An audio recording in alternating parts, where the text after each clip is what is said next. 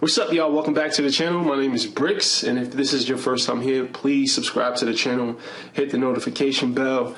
I am going to be making a lot of dope videos. My content is basically, I take all the mistakes I've made in my life and I share the lessons that I learned. This is a life design channel. So this channel is about creating the best life possible for yourself. And I'm in the midst of doing that. So not only am I going to teach you, but I'm going to show you as I design the life of my dreams.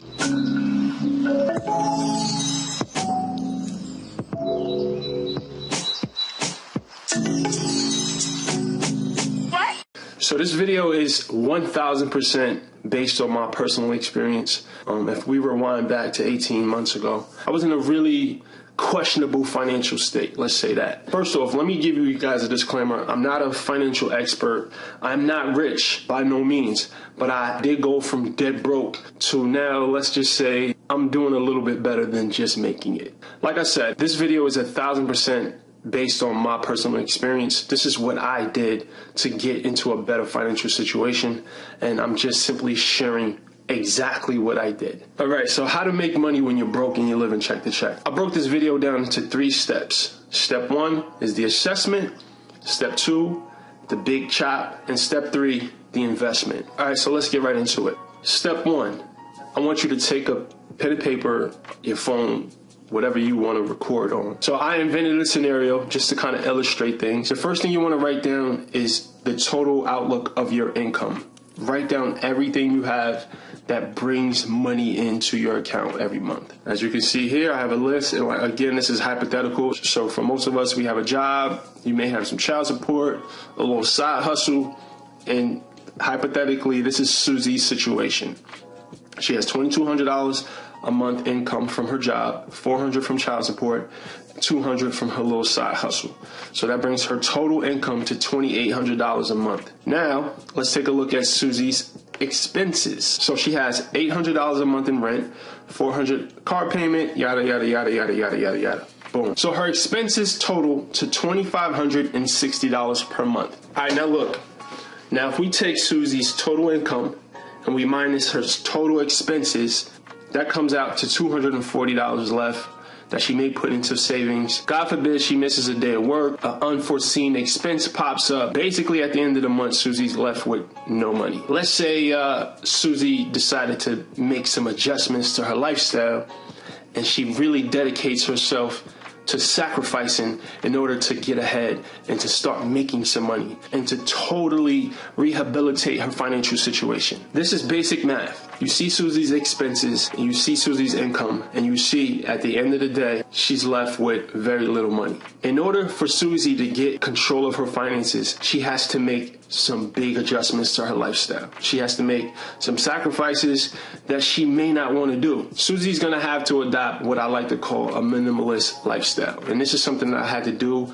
It was very uncomfortable, but I'm gonna speak to you guys about the advantages of living this minimalist lifestyle towards the end of this video. So stay tuned. Anyway, so let's talk about how Susie can get her expenses down a little bit lower. Step 2, the big chop. Boom. Susie takes her $800 rent. She rents out her living room for $200 a month. She saves $200 a month there. She takes her cell phone bill. She figures out how she can, cut that expense down. Maybe she switches to the Walmart plan. She totally gets rid of cable and internet. Susie adjusts the things she eats. She may have to cut back. She may have to eat ramen noodles and peanut butter and jelly sandwiches for a little while, so she saves $100 on her grocery bill. Susie may need to find a carpool so she can save some money on her gas. Susie can call her credit card companies and try to get her interest rates lowered, and she saves some money on her credit card bills every month. Again, this is a cash flow thing. You make sure that as less money as possible is going out and as much money as possible is coming in. It's simple math. So now Susie has dropped her total expenses to $1,740, whereas before her expenses were $2,560. So now Susie Susie's left with over $1,000 at the end of the month, whereas before she was left with about $200 a month. Big difference. Let's say you live this meager minimalist lifestyle for a year. You take that $1,060 and you multiply that by 12, and now you have $12,720 after a year. Now, a year may sound like a lot, but if you really think about it, you know, I don't know, let's say the average person that's watching this right now is 28 years old. You have about 50 to 70 more years of your life. What is 1 year? What is sacrificing 1 year? In the grand scheme, that's not a long time. So let's say you live like this for a year. God forbid it's 2, but let's just say a year. So now you have about $13,000. All right, now it's the important part. Step 3. This is when you have to do a little soul searching. So for me, I'm gonna give you guys the example, you know, for what I did in my situation. I cut back, I saved my money, and my investment was into a camera that I'm looking into right now and into my MacBook. I bought my MacBook. My plan was to build an internet business, so I had to invest in the tools that was going to allow me to build this internet business. For you, it may be something different. My advice would be to find something that you love, that you're knowledgeable about, and something that helps people. It may, I don't know, I can come up with 1,000 different scenarios. So that's something that I really can't help you with. Assess your relationships, assess your skills, assess, you know, your resources. You got to look at your entire life and figure out what's the best thing you can do to invest this money into something that's going to ultimately allow you to create income. It may not create immediate income, but that's when your strategy comes in. You take that $12,000, you invest it in equipment, you invest it into a startup business that your friend's doing, you invest it into, you know, an office space, whatever the case may be. You invest that money, and now you take all your free time, right? Let's say you work a 9 to 5, you have 40 hours a week. Hypothetically, now you're taking your weekends and your evenings, and you're investing that time into what you just invested that money into. And you're working on that. You're grinding, you're building. Here's the thing. This is a long process. It takes a very long time. I'm 5 years in, and I'm just now starting to get my head above the water. It took me 5 years, and I'm nowhere near where I want to go. But you have to have patience. You have to have a long-term vision, and you have to sacrifice. You have to be willing to live like someone won't right now so that you live like someone can't later on. I think that's how that saying goes. It's going to come down to sacrifice. This is the biggest thing. Sacrifice, sacrifice, sacrifice, sacrifice, sacrifice. I'm sorry if you were expecting some sort of, you know, magic solution. I'm sorry if I disappointed you, but this is just reality.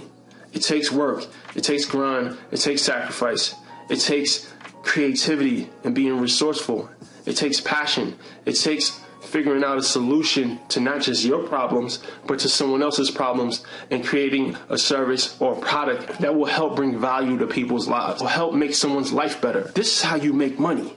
You help people. Through a product, through a service, you help people. All right, so I mentioned earlier that there's some advantages to this minimalist lifestyle. When I made the big chop and I live minimal, this is where I developed my creativity, because I had to become resourceful.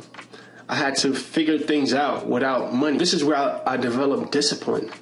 You know, discipline is just like a muscle or any other thing. You have to work at it. And the more you exercise it, the more you use it, the stronger it gets. And discipline is one of those tools that will take you to the next level. I became mentally tougher.